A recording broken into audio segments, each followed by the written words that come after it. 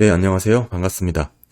지난 영상들의 질문들을 조금 제가 살펴보면 궁극적으로 이제 많이 문의하시는 부분들의 공통점을 한 가지 조금 정리해서 말씀을 먼저 드리겠습니다. 일단은 저는 기본적으로 지금의 금리 상황 그리고 경제 체력을 감안해 본다면 곧 어떻게든 무슨 이벤트, 경제적인 위기 상황이 생길 것이다 라는 입장을 갖고 있습니다. 그런데 그 상황은 우리가 지금 경험해보지 못한 그런 상황이 될 가능성이 높다라는 의미입니다. 우리가 기존에 생각하던 방식의 금융위기, 대표적으로는 08년도 위기가 되겠죠. 이 방법은 다양한 제도와 한번 경험을 해봤던 사례가 있기 때문에 지금 즉각적인 규제당국의 지원과 제도가 어느 정도 촘촘하게 이루어지고 있는데요. 사실 이도 말도 안 되는 방법들까지 동원하면서 틀어막고 있는 게 현실입니다. 그러니까 앞으로는 전혀 생각하지 못한 곳에서 또 한 번 위기가 터질 것이다 라고 보고 있는 것입니다. 이미 우리가 사례를 경험했던 과거 일을 반복해서 또 한 번 동일하게 같은 위기를 경험하겠다라는 것은 조금 그렇게까지는 생각을 하고 있지는 않고요. 지금은 우리가 대처하지 못할 낯선 곳에서 그런 위기가 또 한 번 터질 것이다 라는 입장입니다. 그렇기 때문에 다양한 위험 요인들을 쭉 나열을 해드리고 있긴 하지만 이게 어디서 트리거가 돼서 촉발이 되는지는 사실 알 수가 없어요. 그걸 알면 미리 또 그걸 막을 수 있는 다양한 제도와 정책들을 하겠죠. 지금 사실 연준과 재무부가 하는 다양한 지원이나 정책들이 말이 안 되는 상황이죠. 예를 들면 예금자 보호 한도를 넘어서는 예금자 보호를 한다든지, 예를 들면 주식보다 손해가 더 심했던 채권 투자자들, 코코본드, AT1 사태도 있었고요. 어찌 보면 원칙이라고 할 수 있는 근간 자체가 흔들리고 있는 그런 말도 안 되는 상황들을 지금 벌어지고 있는 게 지금 경제의 상황입니다. 그만큼 역설적으로 더 이상 버티기 힘들 정도의 한계치에 다다랐다. 이렇게 보고 있는 거고요. 그런 와중에서도 금융기관들이 지원하는 규제 당국들의 대응과 속도, 강도가 상당히 빠르고 적절하고 시의적절하게 잘 이루어지고 있다. 그런 점을 놓고 봤을 때 또한 말도 안 되는 금간을 흔들 수 있는 원칙에 위배되는 그런 원칙 지원 제도들까지 동원해서 지금 막고 있다라는 뜻에서 놓고 보면 적어도 우리는 다음 위기는 기존의 위기가 아닌 한 번도 경험하지 못한 상황으로 터지게 될 가능성이 높다라고 좀 이해를 하시면 될 것 같습니다. 그리고 또 하나 말씀드리고 싶은 게 먼저 확실하게 이해를 하시는 게 좋은 부분이 있는데요. 제가 이제 쭉 설명을 드릴 건데 매우 중요한 개념입니다. 기준금리 관련해서, 그러니까 정책금리의 인하에만 초점을 많이 갖고 계신 분들이 많이 계십니다. 시장 참여자들이 많지만 지속적으로 말씀드리지만 금리 인하 전이라도 채권 가격은 먼저 움직이고 반응을 합니다. 꾸준히 말씀드렸죠. 금리 인하, 기준금리와는 장기채 방향성은 같아도 생각만큼 그렇게 큰 직접적인 영향은 받지는 않고 있습니다.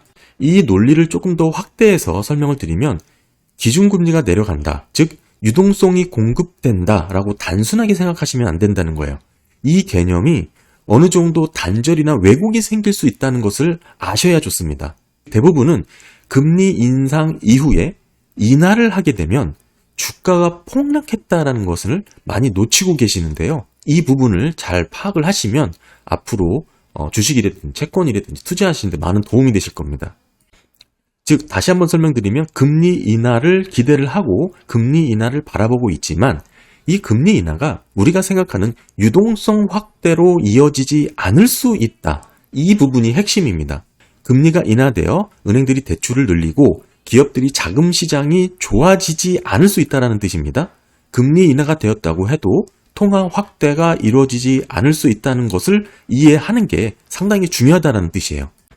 연준의 개입은 통화 정책으로 단기금리, 기준금리를 조정하는 것으로 일어나죠. 하지만 은행들이 대출을 하지 않으면 직접적인 통화량 M2로 이어지지 않습니다. 또 다른 말로 설명을 드려보면 현재는 기준금리가 5%라고 하죠. 하지만 이 상황에서 은행들이 대출을 하지 않는다라고 하면 실제 기준금리는 5.75 또는 6%까지 이렇게 높아질 수 있다라는 뜻입니다. 그렇다면 은행들은 왜 대출을 하지 못할까요? 지금의 여러 가지 연준의 대책들을 보면 거기서 답을 찾을 수 있습니다. 지금 불안 심리를 해결하기 위해서 중소형 은행들의 자금을 빼서 대형은행으로 자금이 쏠리고 있죠. MMF 등 자금이 쏠립니다. 연준은 단기 대출 금리로 리스크 있는 은행들에게 자금을 공급해 줬습니다. 이렇게 높은 이자율로 받은 돈으로 은행들이 대출을 할 수 있을까요? 없다라는 뜻이죠. 즉, 돈이 어떻게 은행들에게 풀리느냐, 이 경로가 중요하다라는 뜻입니다. 연준이 은행들이 갖고 있던 채권을 직접적으로 매입하는, 즉 양적 완화 방식이 아니라면 지금의 단기 대출 프로그램이죠. 이런 식의 돈에 풀리는 경로로는 은행들은 직접적인 대출을 늘리기보다는 유동성 관리에만 집중을 하게 됩니다. 이 자금으로는 조달 비용도 높기 때문에 대출로 운영할 수가 없는 자금이에요. 이 말은 신용 긴축이 이루어진다는 뜻이고 곧이어서 경기 침체를 동반한다라는 자연스러운 생각을 하게 됩니다.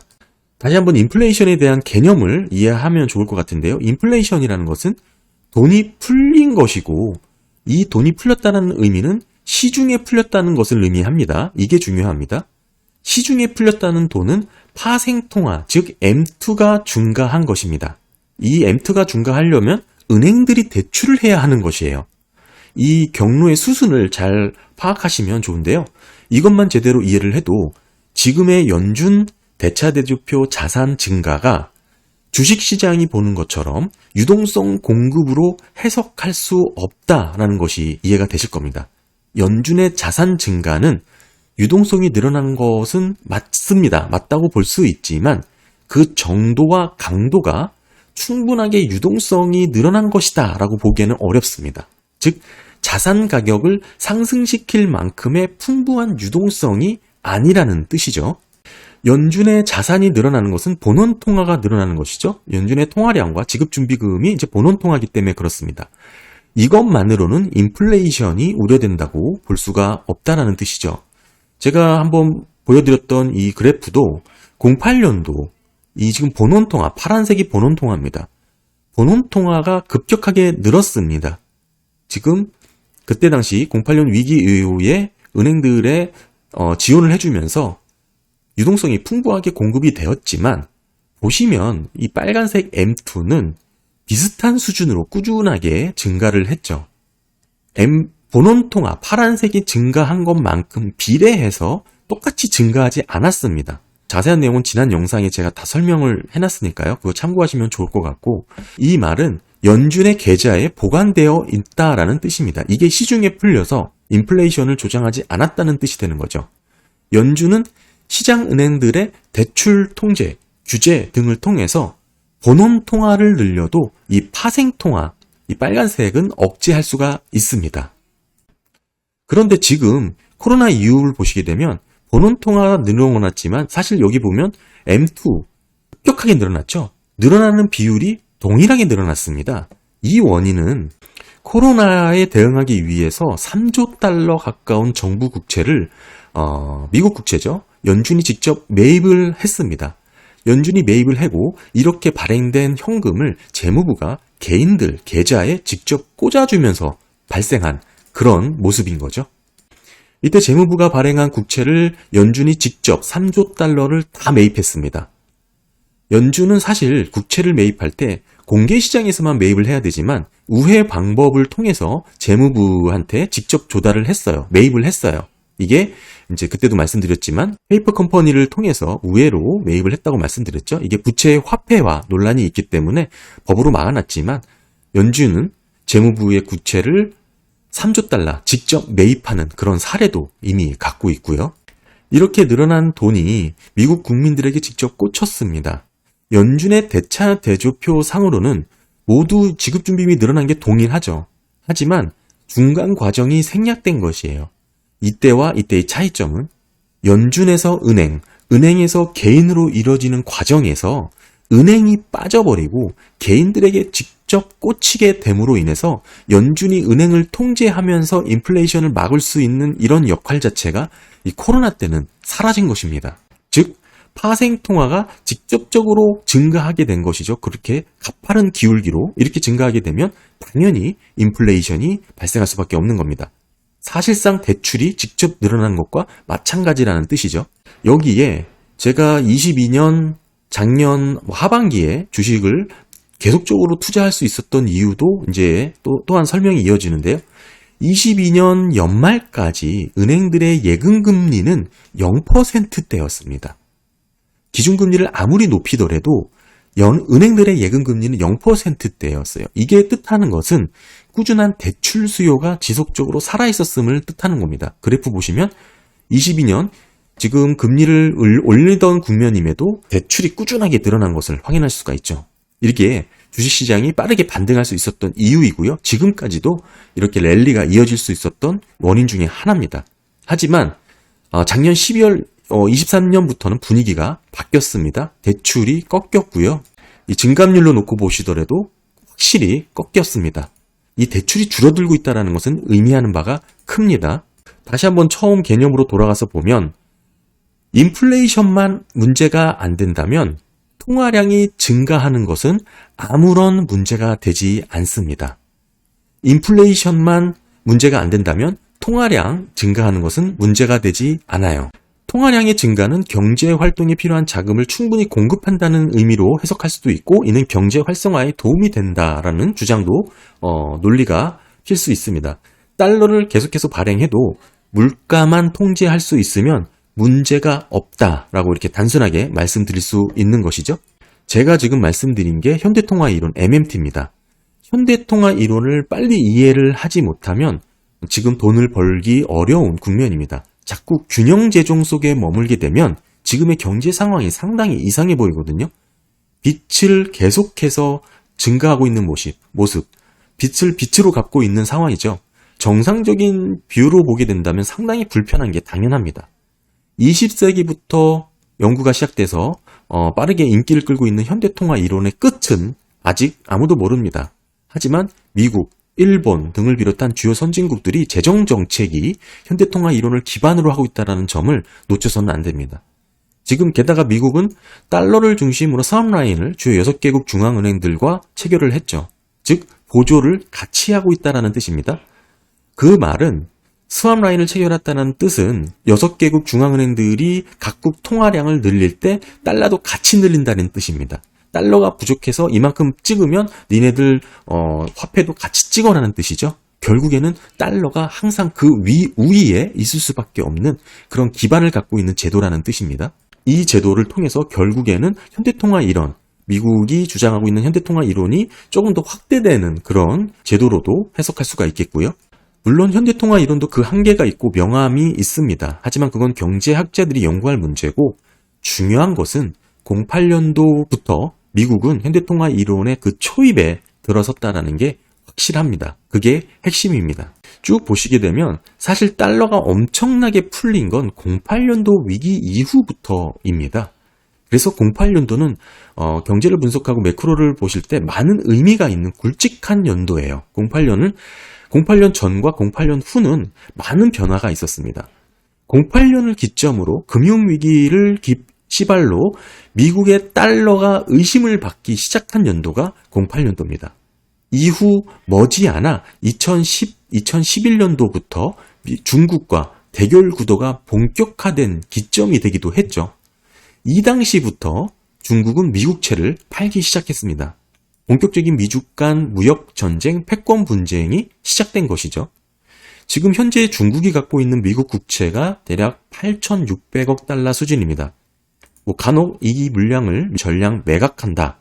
그러면 국채 시장이 폭락한다. 라고 이렇게 주장하시는 분들도 계시지만 기본적으로 말이 안 되죠. 이 물량 그냥 연준이 받아주면 끝이에요. 아까도 말씀드렸지만 중요한 개념, 다시 말씀드렸죠.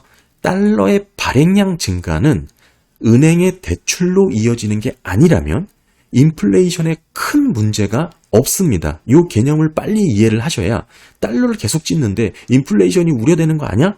여기서 벗어나실 수가 있는 거예요. 다시 한번 설명드리면 달러의 발행량이 증가하더라도 은행의 대출이 이어지지 않는다면 큰 문제가 생기지 않습니다. 발행 규모 면에서도 지금 중국이 갖고 있는 미국 국채 8,600억 달러는 큰 무리가 아니죠. 지금 코로나 때도 3조 달러 정도를 연준이 그대로 직접 매수를 하면서 받아줬는데 지금 뭐 1조 미만 8,600억 수준은 그렇게 어려운 규모도 아닙니다. 이렇게 받은 발행량을 연준의 계좌에 꽂아 놓으면, 쌓아 놓으면 끝이에요. 본원 통화로만 묶어 놓으면 끝이에요. 은행들의 대출로 이어지지 않으면 끝입니다. 그러니까 개인들에게 직접 꽂아주는 것만 아니면, 은행을 거쳐서 개인들의 계좌에 꽂혀주는 것만 아니면 인플레이션의 문제는 없습니다. 시중에 아무런 통화량 증가가 없어요. 있겠죠. 있지만 아까 말씀드린 대로 완만한 상승이 이뤄집니다. 직접 꽂아주면 이렇게 기울기 각도가 요거랑 동일하게 비율로 늘어나지 않는다는 뜻이죠. 이 논리가 가능한 게 애초에 달러가 기축통화였기에 가능한 겁니다. 연준이 인쇄기를 돌려서 달러를 찍으면 그만인 구조였기 때문에 가능한 겁니다. 그래서 종합해서 말씀을 드리면 08년도 이후 달러의 발행량이 엄청나게 풀리게 됐다. 이 점을 불편하게 생각하실 이유가 하나도 없다. 그리고 이런 경제 시스템으로 운영되는 나라가 미국보다 더 앞서 나간 나라가 하나 더 있습니다. 바로 일본이죠. 미국, 일본 등을 통해서 놓고 봤을 때는 적어도 수십 년간은 그 등에 올라타서 자본을 수익률을 극대화해야 될 충분한 이유가 된다라고 보는 겁니다. 일간에서 주장하는 것처럼 엄청나게 늘어나는 빚을 봐라. 그 틈을 비집고 중국이 패권 전쟁을 유도하고 있다라고 주장을 하지만, 그러면서 언젠가는 달러의 가치는 폭망할 것이고 그 대안으로 위안화 패권, 비트코인이 뜰 것이다라고 주장하는 한계가 바로 여기에 있습니다. 달러의 발행량이 늘지만 연준이 은행들을 통제하면서 대출이 늘어나지 않는다는 것은 상당히 큰 의미가 있습니다. 그래서 은행들의 대출이 꺾일 때는 저는 개인적으로 주식의 비중을 많이 줄입니다. 은행들의 대출이 늘어나는 것이야말로 진정한 유동성이 늘어나는 겁니다. 제가 작년 하반기에 그렇게 극심한 투심이 안 좋았을 때도 집중적으로 투자를 할 수 있었던 이유는 은행들의 대출이 늘어나고 있었고 기업들의 펀더멘털 자체가 상당히 견고했기 때문에 이렇게 투자를 할 수 있었던 거고요. 지금은 상황이 다르죠. 지금 보시게 되면 대출이 줄어들고 있습니다. 어찌 보면 연준의 기준금리보다 더 중요한 그런 지표라고 생각을 합니다. 그리고 08년도를 기점으로 중요한 변화가 시작되었다고 계속적으로 강조하는데 놓쳐서는 안 될 게 또 하나 있습니다. 바로 08년도부터 셰일 혁명이 일어납니다. 이 셰일 혁명은 미국이 스스로 에너지 자립이 가능해진 시발이 된 혁신적인 날이고요. 이게 상당히 중요해집니다. 왜냐? 인플레이션은 곧 물가죠. 이 물가의 대표적인 게 원유입니다. 즉, 물가가 상승하지 않고 통화량이 증가한다면 지금 말씀드린 달러가 풀리면서 인플레이션이 발생한다는 논리죠. 이거를 원유로 차단할 수만 있다면 현대통화이론 MMT는 꾸준한 성장이 가능해진다는 뜻이 되는 겁니다. 이 부분이 미국의 전략 비축률의 지속적인 감소와도 맞물려 있는데요. 요 얘기가 너무 길어지니까 다음 편에 계속 이어서 말씀을 드리도록 하겠습니다. 감사합니다.